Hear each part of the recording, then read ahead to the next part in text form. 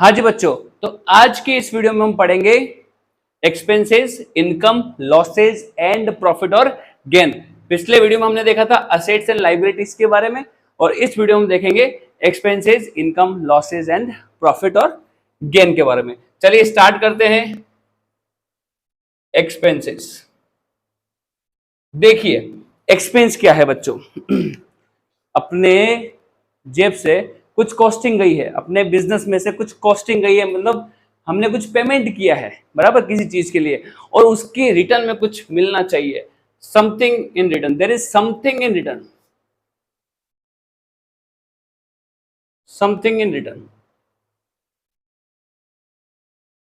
If there is something in return then it will be treated as an expense.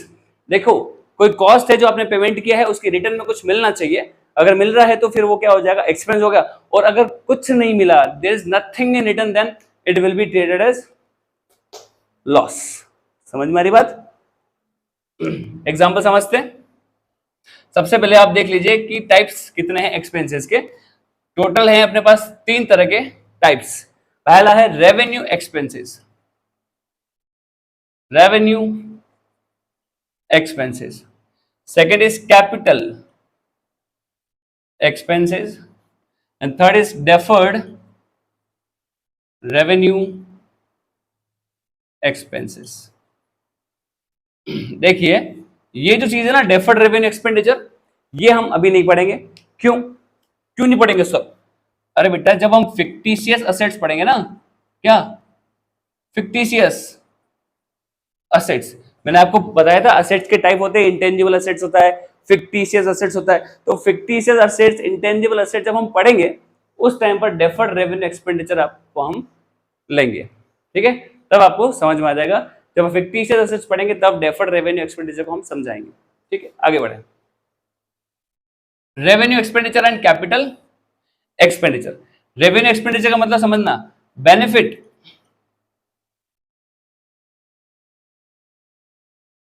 कब तक आ जाएगा? With in 12 month. मतलब आपने कुछ पेमेंट किया, समथिंग इन रिटर्न जो बेनिफिट मिलने वाला है ना बच्चों, जो बेनिफिट मिलने वाला है, वो बेनिफिट कब तक आ जाएगा अपने पास? Within 12 month. अगर विद इन 12 मंथ में नहीं आया बेनिफिट, अगले साल आ रहा है, तो फिर वो रेवेन्यू एक्सपेंडिचर में काउंट नहीं होगा। रेवेन्यू एक्सपेंडिचर क्या है? डेली रूटीन की जो एक्टिविटी के जो एक्सपेंसेस हैं, लाइक एग्जांपल लिख लें, सैलरी। हमने वर्कर को सैलरी दिया, तो वर्कर ने हमारे लिए काम करके दिया, बराबर। 1 महीने काम किया तो 1 महीने की सैलरी मिल गई। तो हमको जो सैलरी हमने पेमेंट किया सैलरी, उसके बदले में हमको क्या मिला? जो उसने काम किया, बराबर, सैलरी। और क्या ले सकते हो? स्टेशनरी के खर्चे हो गए, stationery expenses, internet expenses, internet charges. और क्या हो सकता है बच्चों? Rent paid. मान लो हमने कोई बिल्डिंग किराए पे ले रखी जिसमें हम एक्टिविटी रन कर रहे हैं अपने बिजनेस की, तो उस बिल्डिंग का रेंट जो हम पेमेंट कर रहे हैं हर महीने, जो रेंट पेमेंट किया उसके बदले में हमको क्या मिला? वो बिल्डिंग का स्पेस मिला जहां पे हम एक्टिविटी कंडक्ट कर रहे हैं बिजनेस की, बराबर। तो समथिंग इन रिटर्न मिल रहा है, और वो कब मिल रहा है? With in 12 month. अगर जो बेनिफिट है उस एक्सपेंसेस का अगर विद इन 12 मंथ मिल रहा है, तो वो अपने लिए क्या हो जाएगा? Revenue expenses. सिंपल सी बात। तो सैलरी के हो गए खर्चे, स्टेशनरी के हो गए, टेलीफोन के एक्सपेंसेस हो गए, इलेक्ट्रिसिटी चार्जेस हो गया, डेली रूटीन के जो खर्चे हैं, तो हर महीने हमको पेमेंट करना है, रिकरिंग नेचर के खर्चे बार बार होंगे, ठीक है? रिकरिंग नेचर, रिकरिंग नेचर मतलब बार बार होंगे, हर महीने सैलरी देनी पड़ेगी, हर महीने इलेक्ट्रिसिटी चार्जेस के खर्चे होंगे, हर महीने स्टेशनरी का पेमेंट आपको करना पड़ेगा, हर महीने रेंट आपको देना पड़ेगा, है ना, एटसेट्रा। चलिए आगे बढ़ते हैं। इसमें एक एक्सपेंस और जोड़ लो आप, परचेज। परचेज भी एक तरह का एक्सपेंस है। ये परचेज किससे रिलेट करेगा बच्चों? परचेज ऑफ गुड्स से। किससे रिलेट करेगा? परचेज ऑफ गुड्स से रिलेट करेगा। ठीक है, जो गुड्स हम खरीदते हैं वो भी हमारा क्या हो जाएगा, एक्सपेंस हो जाएगा। कौन सा एक्सपेंस है, रेवेन्यू एक्सपेंडिचर। चलिए आगे बढ़ते हैं, कैपिटल एक्सपेंसेस। कैपिटल एक्सपेंसेस होंगे, इनकी जो कैटेगरी होगी वो क्या होगी बच्चों, non recurring, non recurring expenses nature, non recurring nature, बार बार नहीं होंगे। बेनिफिट, बेनिफिट्स कब तक मिलेंगे, कब तक मिलेंगे, मोर देन 12 मंथ्स। भैया जो एक्सपेंसेस आपके जेब से गया है उसका बेनिफिट आपको 12 महीने के बाद तक मिलता रहेगा। हो सकता है 1 साल तक मिले, 2 साल तक मिले, हो सकता है 3 साल तक मिले, हो सकता है 5 साल तक मिले, तो उसका बेनिफिट विद इन 12 मंथ तो मिलना ही है, उसके आगे भी मिलना है। तो वो एक्सपेंसेस क्या होगा बच्चों, कैपिटल एक्सपेंसेस।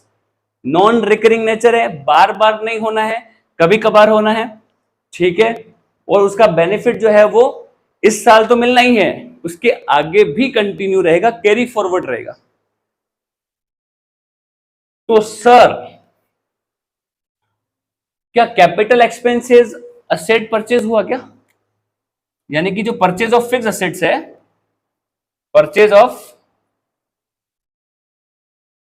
फिक्स्ड असेट्स, भैया फिक्स असेट वही तो होती है, एक बार खरीद लिया बार बार नहीं खरीदते, फिर उसका यूज करते बिजनेस में और फिर उसका बेनिफिट कई सालों तक मिलता है। तो क्या फिक्स असेट्स के परचेज को मैं कैपिटल एक्सपेंस मान लूं, यस, एकदम सही, एकदम सही। Capital expenses is equal to purchase of fix assets, we can say capital expenses is equal to purchase of fix assets, very easy, ठीक है। तो यहां पे हमने देखा एक्सपेंसेस क्या होना चाहिए बच्चों, something in return, nothing in return क्या हो जाएगा, लॉस, ठीक है, ठीक है ना, कि हमने गुड्स परचेज किया, मान लो एक एग्जांपल और समझ लो, परचेज किया, परचेज ऑफ गुड्स, सुनना ध्यान से, ये हैं अपने ऑनर और ये है इनका बिजनेस, पता है ना, ऑनर अलग बिजनेस अलग। अच्छा, बिजनेस के लिए 50,000 रुपीज का गुड्स परचेज करके लाए, क्या गुड्स परचेज करके लाए। अच्छा, जो गुड्स परचेज किया ना बच्चों, ये किस लिए किया है, there is something in return, कुछ मिलेगा इसके बदले में, कैसे, 50,000 का गुड्स परचेज करके लाए, इसको हम क्या करेंगे, सेल करेंगे, और सेल करेंगे तो क्या मिलेगा, कैश मिलेगा, समझ में आ रही बात। तो there is something in return, बदले में कुछ मिल रहा है, यानी ऐसा खर्चा जिसके बदले में कुछ मिलेगा वो अपना क्या हो जाएगा, मतलब ऐसा कोई कॉस्ट आप समझ सकते हैं, ऐसी कोई कॉस्ट जिसके बदले में हमको कुछ मिलेगा तो अपना क्या हो जाएगा, एक्सपेंसेस, सिंपल। तो ये परचेज नाम का जो खर्चा हुआ ना, ये 50,000 का, ये अपन क्या ट्रेड करेंगे इसको एक्सपेंसेस, ये अपना खर्चा है, ठीक है। अच्छा ऐसा होता तो 50,000 का गुड्स परचेज करके लाए थे, बहुत खुश हो रहे थे मिस्टर ए, बहुत खुश हो रहे थे, और जैसे ही लेके आए और यहां पर गोदाम में लग गई आग, आग लग गई और सारा का सारा गुड्स डिस्ट्रॉयड हो गया, उसकी वैल्यू कितनी बची, 0। अब सारा का सारा गुड्स अगर डिस्ट्रॉय हो गया, 50,000 का हमने पेमेंट किया था, कॉस्ट लगी है 50,000 की, पर उसका बेनिफिट हमको कुछ मिल नहीं पाएगा, क्यों, क्योंकि हम गुड्स को सेल नहीं कर पाएंगे, तो गुड्स को सेल नहीं कर पाएंगे तो वो अपना क्या हो गया, लॉस हो गया, loss, there is nothing in return, payment तो हुआ है और रिटर्न में कुछ मिला नहीं है तो क्या हो जाएगा, लॉस, पेमेंट तो हुआ है पर रिटर्न में कुछ मिल जाएगा तो वो क्या हो जाएगा, एक्सपेंसेस, और वो बेनिफिट इसी साल 12 महीने में मिल रहा है तो वो हो जाएगा रेवेन्यू एक्सपेंसेस। और अगर वो बेनिफिट बच्चों 12 महीने के बाद भी कंटिन्यू होता जा रहा है, कंटिन्यू होता जा रहा है, कैपिटल एक्सपेंसेस, और हम कैपिटल एक्सपेंसेस को ये सा भी बोल सकते हैं कि purchase of fixed assets. Are you getting this, expenses पूरा कंप्लीट हो गया है, डेफर्ड रेवेन्यू एक्सपेंडिचर बचा है, वो हम तब लेंगे जब हम फिक्टिशियस असेट्स को कवर करेंगे, ठीक है, चलिए आगे बढ़ते हैं और अब हम लेते हैं income.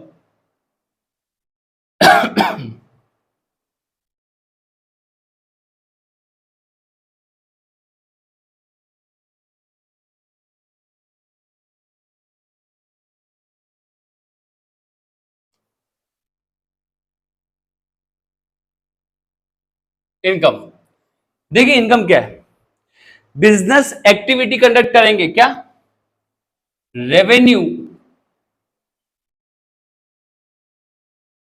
Generated from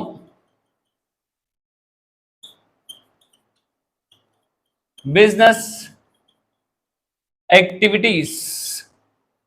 business activities, जो बिजनेस की जो एक्टिविटी है, डेली रूटीन का जो अपने जो रूटीन चल रहा है, जो बिजनेस की एक्टिविटीज है, ऑपरेटिंग एक्टिविटीज वगैरह है, फाइनेंसिंग एक्टिविटी है, इन्वेस्टिंग एक्टिविटी है, बहुत सारी एक्टिविटीज है, 3 तरह की।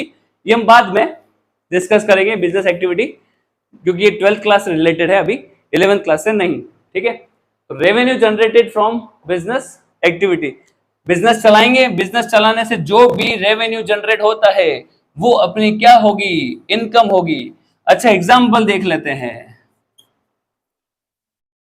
Cell of goods, sale of goods, अच्छा सेल ऑफ सर्विसेज, अगर अपना सर्विसेज का बिजनेस है ना, सर्विस प्रोवाइडिंग का, तो जो हम सेल करेंगे सर्विसेज की, उसके बदले में जो फीस मिलेगी तो वो क्या होगी, वो भी अपनी इनकम होगी। Sale of goods, sale of services, और हो सकता है कमीशन रिसीव्ड,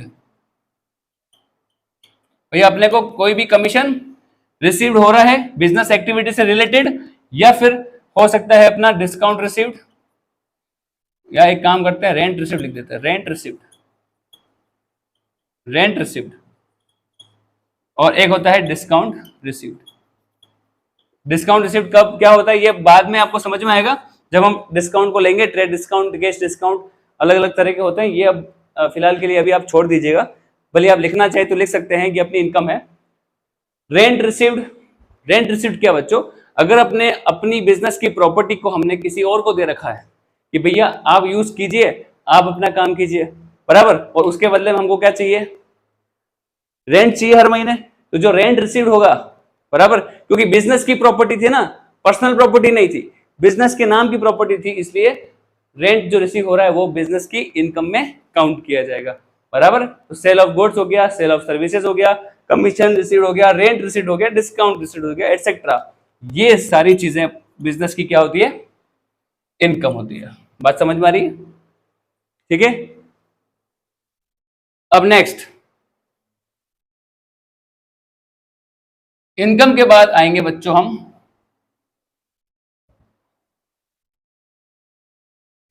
लॉसेस, लॉस पे आएंगे। लॉस बहुत ही सिंपल है, there is nothing in return,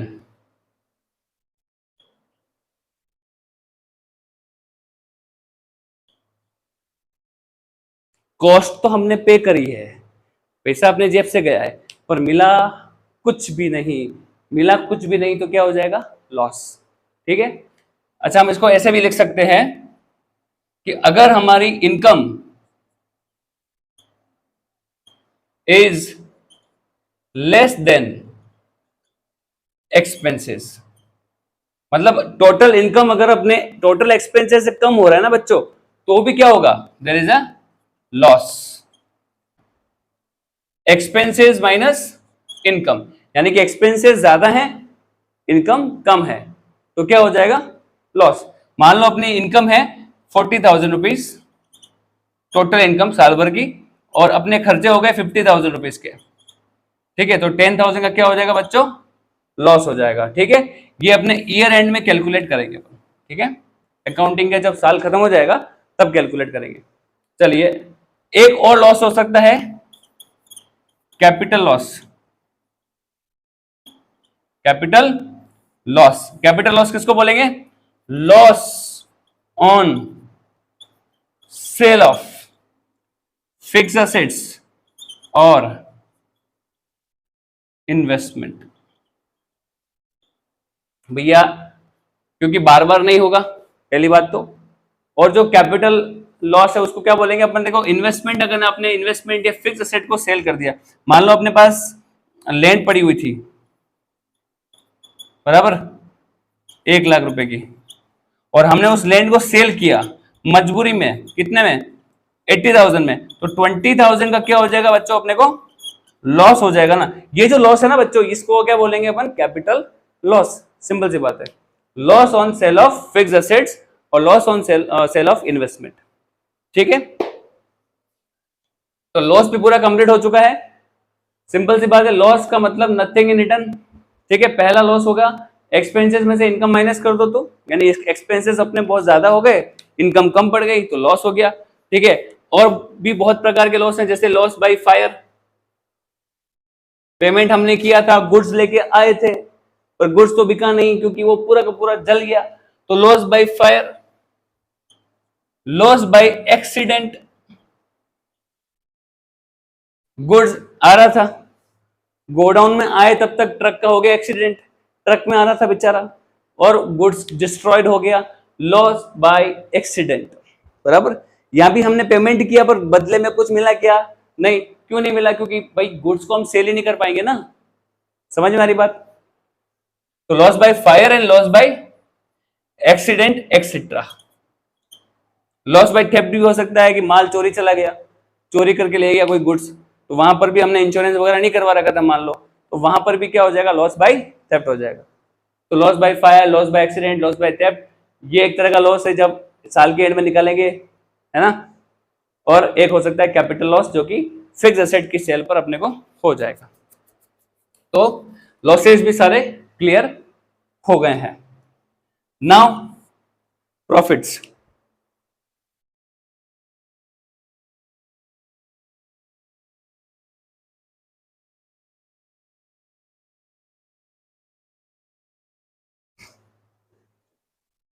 profits और gain.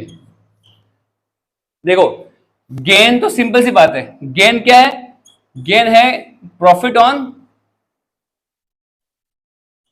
Cell of fixed assets और इन्वेस्टमेंट। हमने कोई फिक्स एसेट्स यानी सेल कर दी, मान लो फॉर एग्जांपल अपने पास लैंड थी 1 लाख रुपए की और हमने उस लैंड को सेल किया 1,50,000 में, तो 50,000 का क्या हो गया, अपने को प्रॉफिट हुआ ना, profit on sale of fix assets. तो ये जो प्रॉफिट है ना बच्चों, इसी को क्या बोलते हैं, गेन। क्या बोलते हैं इसको, गेन। बराबर, या फिर इसको क्या बोल सकते हो, कैपिटल प्रॉफिट्स। क्या बोल सकते हैं, कैपिटल प्रॉफिट्स। तो यही है अपने कैपिटल प्रॉफिट्स। कैपिटल प्रॉफिट्स बोलो या फिर गेन बोलो, बात एक ही है। ये जो प्रॉफिट है ये क्या आएगा बच्चों, देखो साल के एंड में कैलकुलेट करेंगे, कैसे करेंगे, profit is equal to, profit कैसे निकलेगा, जब अपनी इनकम ज्यादा होगी खर्चे कम होंगे। अपना बिजनेस एक्टिविटी चल रहा है पूरे 12 महीने का, उसमें जो इनकम आ रही है बिजनेस एक्टिविटी की बच्चों वो ज्यादा है, और जो बिजनेस एक्टिविटी के जो खर्चे आ रहे हैं वो है कम, तो अपने को क्या हुआ है, प्रॉफिट हुआ है। मान लो अपने साल भर की इनकम 1 लाख रुपए है बिजनेस की, और अपने जो खर्चे हुए हैं वो 70,000 के हुए हैं साल भर के, तो हम कितने प्रॉफिट में हैं, 30,000 के प्रॉफिट में हम हैं। यानी कि हमारा बिजनेस 30,000 रुपए के प्रॉफिट में भी चल रहा है। बात सिंपल सी है। ठीक है, तो प्रॉफिट भी समझ में आ गया, गेन भी समझ में आ गया। ठीक है, गेन किसको होगा, कैपिटल प्रॉफिट को बोलेंगे गेन, और ये नॉर्मल प्रॉफिट है, इनकम माइनस एक्सपेंडिचर। ठीक है बच्चों, तो यहां तक हमने assets, liabilities, expenses, income, losses, profits and gain complete कर लिया है, समझ लिया है कि ये एक्चुअल में है क्या। ठीक है, अब बच्चों नेक्स्ट टॉपिक आएगा, तो नेक्स्ट वीडियो आएगा, उसमें हम देखेंगे कि ये जो असेट्स हैं, लाइबिलिटीज हैं, एक्सपेंसेस है, इनकम है, लॉसेज एंड प्रॉफिट है, इनका भैया नॉर्मल बैलेंस क्या होता है। नॉर्मल बैलेंस, देखो अकाउंट्स में दो चीजें होती है ना बच्चों, डेबिट और क्रेडिट। तो ये जो डेबिट और क्रेडिट का जो लोचा है ना, इसको हम समझेंगे अगले वीडियो में। तो मिलते हैं अगले वीडियो में। नए टॉपिक के साथ। जय हिंद।